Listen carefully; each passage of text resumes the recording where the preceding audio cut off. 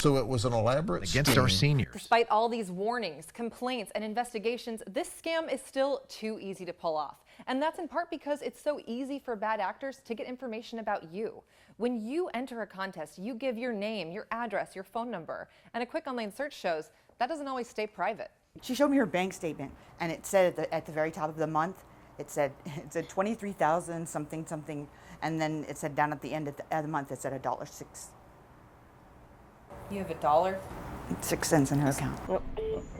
Hi, this is Katie Wilcox with 12 News in Phoenix, Arizona. We began calling and got no answers, but... Well, because as soon as you called them and told them that you were talking to us, all of a sudden we got a check. They sent it overnight, like next day, right after they spoke to you. This says that PRA sued thousands of consumers when it lacked proper documentation about the debt, and at times sued on debts that were too old. Yes, and that's what they did to me. I asked about the lawsuits filed against Arizonans, but the company said they wouldn't talk about any of those legal cases, instead saying that they do adhere to strict requirements. But in justice courts, if the people don't respond, they could get a default judgment filed against them. Even if the court doesn't have proof, they owe the debt. Now from the 12 News I-Team, case dismissed. An Arizona woman sued by one of the nation's largest debt collectors decided to fight back. And today, a court ruled to drop the case against her. When you come after me wrongfully, I'm going to make as much noise as possible. And that's what I've done. I said, I'm not an attorney, but I can read, I can do research, you know.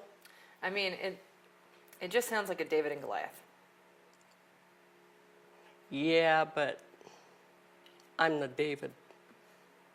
I'm not backing down. I think if I ever wind up in a situation where I need a representative, I'm going to hire Ann. Yeah. Right.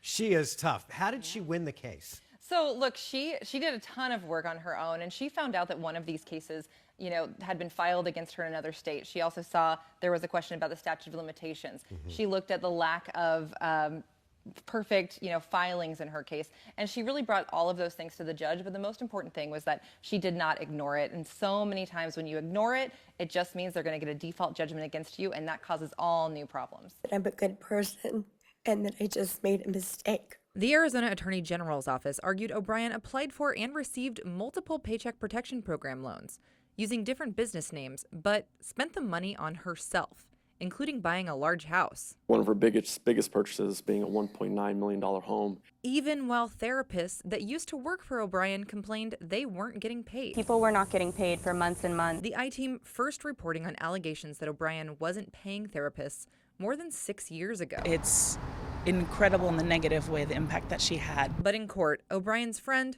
and her attorney, Bridget is more than this lapse of judgment, spoke up on her behalf. Bridget is a devoted mother, daughter, and friend. And O'Brien told the court she has a plan to pay for the money that she took, using insurance money from a fire that burned head to toe to the ground. There was a fire, and so there were insurance proceeds.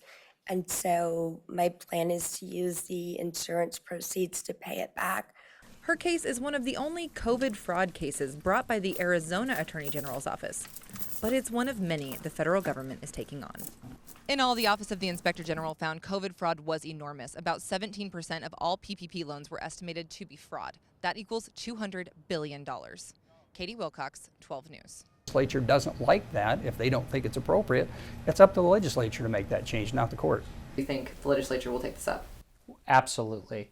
I'll intend to introduce legislation in our next session, probably with an emergency clause attached to it, to be responsive to the Supreme Court's decision. This is insane. The ads are vote Shauna Bullock, unavoidable. Judy Schweber, and the money paying for all of it, vote no, vote yes, is striking. $30 million is a lot of money. Arizonans for Abortion Access is the largest PAC or political action committee in the state, supporting Proposition 139, spending $30 million so far this election. A live screening of the 12 News docuseries He Made Me Do It just wrapped up a few hours ago. A human trafficking survivor tells 12 News that Helen's story speaks to the heart of the problem for those who have been trafficked. When I saw Helen's story, it broke my heart because I saw in the interview process how when she mentioned that she was trafficked, it's like that whole section of what happened to her completely got skipped. The 12 News I-Team's Erica Stapleton and Katie Wilcox took questions from the audience after the screening and also talked to members of Helen's family. There'll be another screening tomorrow in Tucson, and you can watch the entire series on 12news.com and 12 News Plus.